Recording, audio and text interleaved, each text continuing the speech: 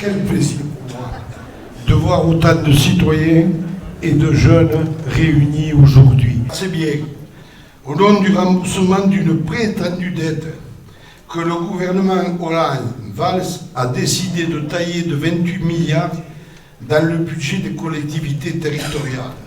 Pour mettre en œuvre les réformes structurelles exigées par l'Union européenne, le gouvernement a fait voter une réforme territoriale qui vise à regrouper les régions, à supprimer les départements et regrouper les 36 000 communes.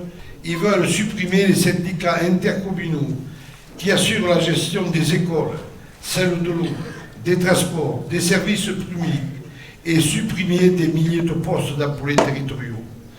Pour cela, ils veulent imposer la mobilité des employés territoriaux et donc de casser leur statut. Alors, avec mon ami Jean Bartholin, conseiller départemental de la Loire, nous avons lancé un appel pour une manifestation nationale à Paris, là où ça se décide au gouvernement, pour le retrait de la loi NOTRe et pour le rétablissement des dotations aux communes. Si les maires, les conseillers municipaux et la population de ce pays, les employés territoriaux avec leurs organisations, étaient appelés à manifester à Paris, là où ça se décide, pour exiger de l'abrogation de la loi NOTRe et de la loi MAPAN, des centaines de milliers répondraient à un tel appel. Le Code du travail n'est pas un code comme les autres, il est chargé de passion, déclare M. Combrexel, ex-directeur général du travail.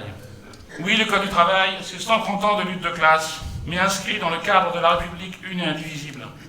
Oui, n'importe quel travailleur, c'est d'instinct que ses droits y sont inscrits. Que dit Combrexel? Malgré toutes les possibilités de dérogation ouvertes depuis des années, les 39 000 accords d'entreprise signés en 2013 sont à la marge. Les patrons n'osent pas y aller.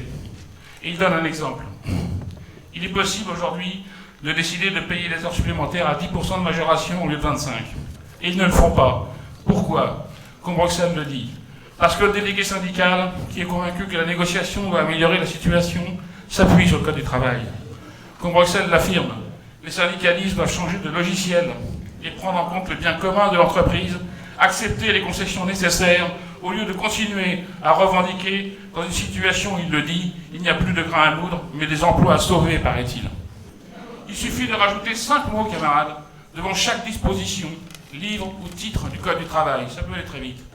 Je cite, « à défaut d'accord d'entreprise ». Le Code du travail est ainsi effacé. Il y a urgence. Le rapport Combrexel est déjà inscrit dans le calendrier du gouvernement début 2016. C'est un coup d'État contre les droits ouvriers et la démocratie.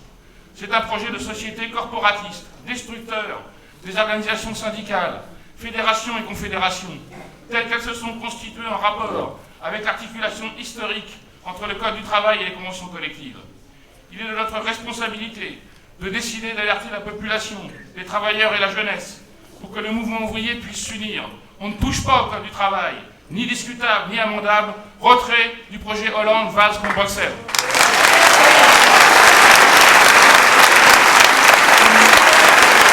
Renzi, che è stato messo al governo dalla Confindustria, dalla grande finanza e soprattutto dall'Unione Europea, con l'intento di liquidare tutte le conquiste dei lavoratori che i governi precedenti non erano riusciti a liquidare, è riuscito anche a realizzare la riforma del lavoro, il cosiddetto Job Act. Questo Job Act comporta la cancellazione dello Statuto dei lavoratori, la legge che rappresenta la più grande conquista dei lavoratori degli anni 70 in Italia. Questo Job Act consente ai padroni di licenziare senza alcun problema né giustificazione, peggiora le condizioni all'interno delle fabbriche. Questa legge introduce tutta una serie di tipologie diverse di contratto che vanno nel senso dell'esclusione del contratto nazionale di ogni categoria. La CGIL ha organizzato a Roma un'enorme manifestazione contro il Job Act e la legge di stabilità, con 1 milione di lavoratori, disoccupati e giovani. Per uno sciopero generale il 12 dicembre con 2 milioni di lavoratori nelle piazze di 50 città italiane. Perché le lotte dei lavoratori non hanno fermato il governo? Il problema è proprio nel fatto che gli stessi dirigenti sindacali, se da una parte pressavano calpestati dai lavoratori affermano dai palchi delle piazze. Non è che l'inizio, la lotta continuerà fino a far cambiare la strada al governo.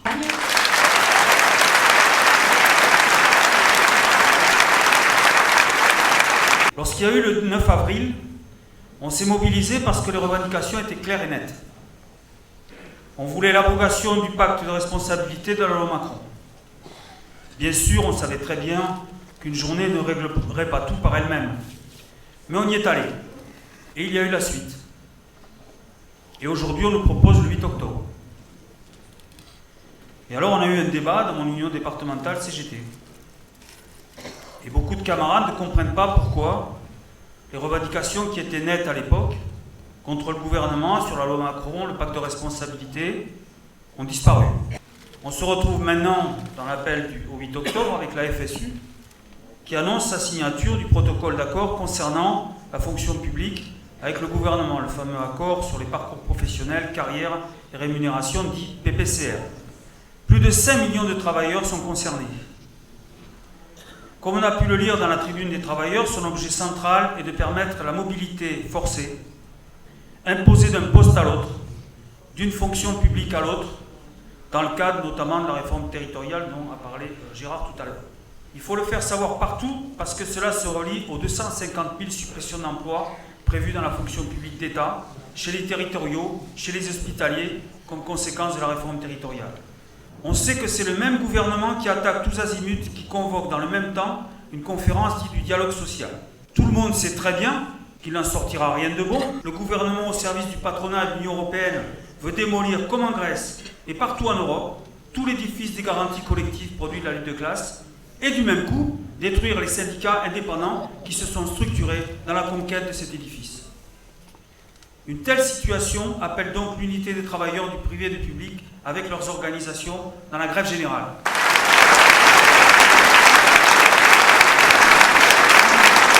The Greek crisis has been associated with the infamous work memorandum. This is a political program devised by the ruling circles of European capital in order to help the capitalist system overcome its crisis.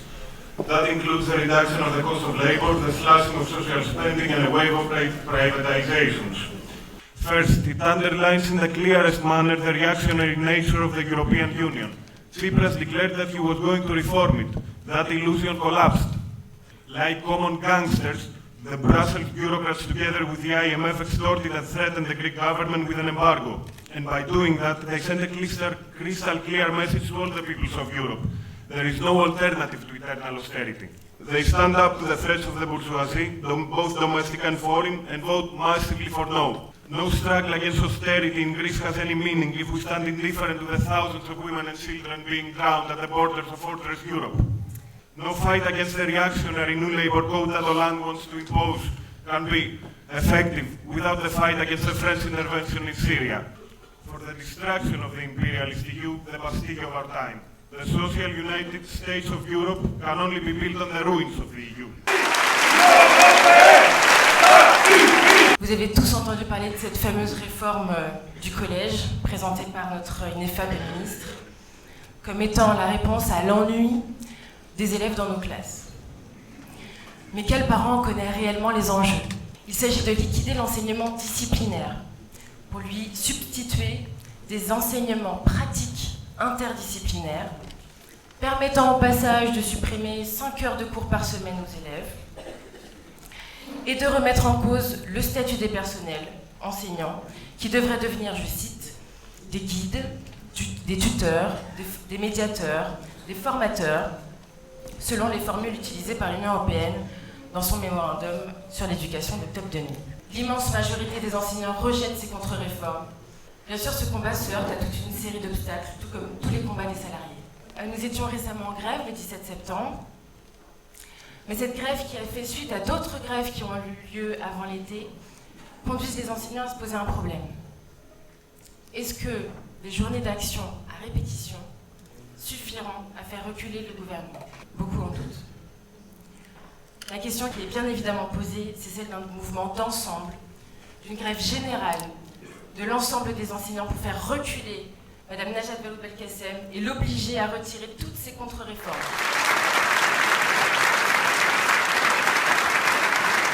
Le capitalisme fait supporter et payer ses difficultés au peuple et aux classes ouvrières des différents pays.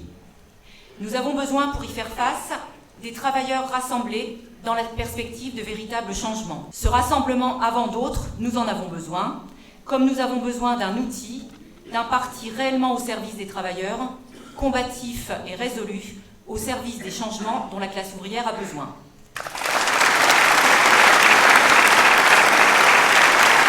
I bring you comrade greetings from the trade unionists against the union, which is now having a revival in the UK. Our meeting at the TUC earlier this month attracted capacity crowds.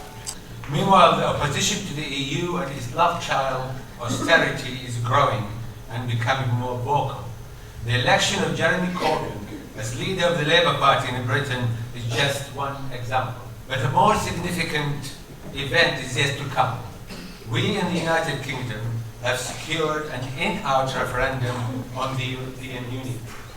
Prime Minister Cameron, who is currently having a problem with pigs, may wish to make the referendum about the repatriation of some powers from Brussels, but we want the repatriation of all powers. We want out, and the no.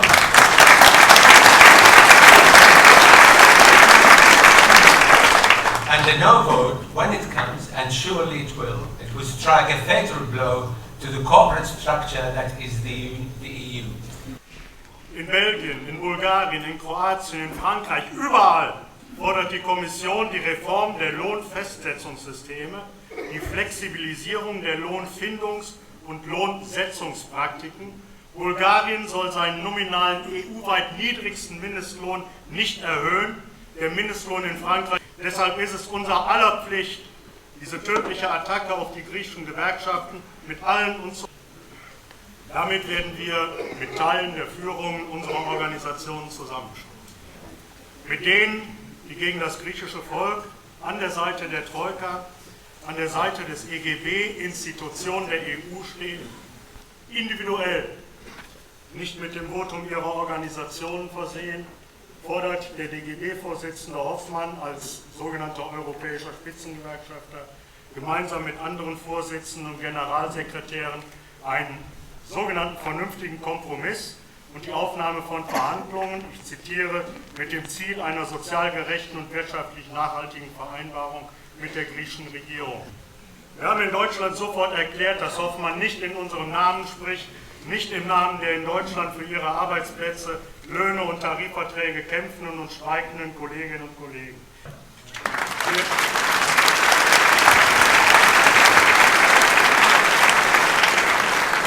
Les records de bacheliers qui arrivent à l'université ont été battus.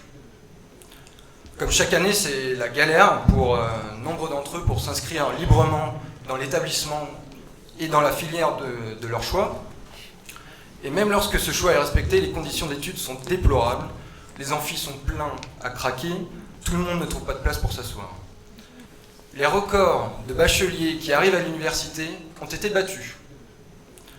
Comme chaque année, c'est la galère pour nombre d'entre eux pour s'inscrire librement dans l'établissement et dans la filière de leur choix. C'est la conséquence des réformes des gouvernements successifs qui ont décidé de liquider les diplômes. Le développement du service civique pourrait aller jusqu'à la généralisation.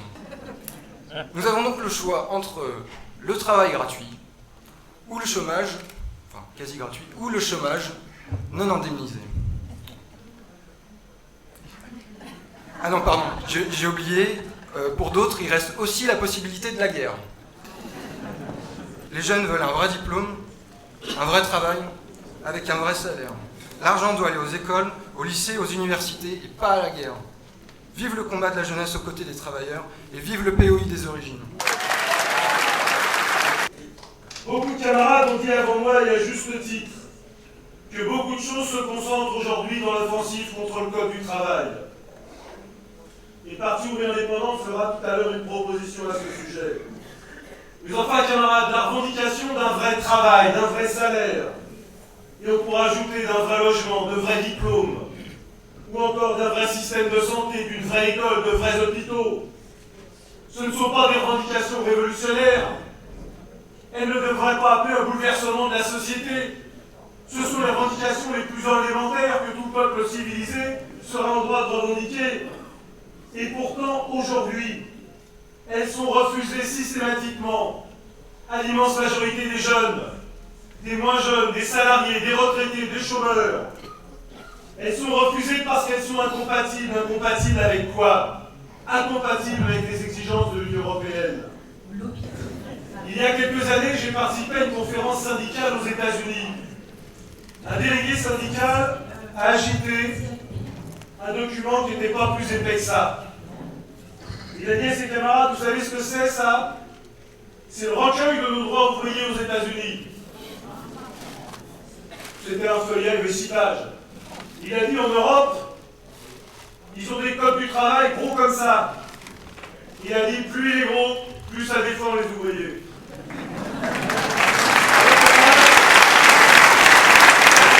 Ce meeting, c'est celui de l'Internationale ouvrière. C'est celui du POI qui vit et du POI qui vivra.